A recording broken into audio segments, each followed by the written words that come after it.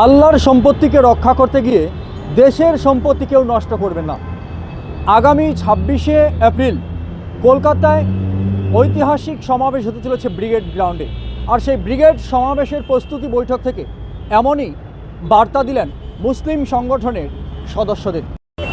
Brigade parade গ্রাউন্ডে যে ঐতিহাসিক সমাবেশ হচ্ছে, এই সমাবেশটার মূল আয়োজক হচ্ছে মুসলিম পার্সোনাল ল বোর্ড।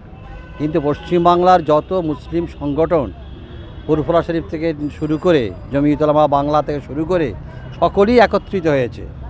সমাবেশটা হয়তো মুসলিমরা অর্গানাইজ করছে, তার মানে সমাবেশটা মুসলমানদের নয়, সমাবেশটা হচ্ছে দেশ বাঁচানোর সমাবেশ, সংবিধান বাঁচানোর সমাবেশ। মাঝে বলছে যে আল্লাহর সম্পত্তিকে বাঁচাতে গিয়ে অকাপ হচ্ছে আল্লাহর সম্পত্তি, আল্লাহর সম্পত্তিকে বাঁচাতে গিয়ে দেশের সম্পত্তি নষ্ট করবেন না, উচ্ছৃঙ্খল হবেন না।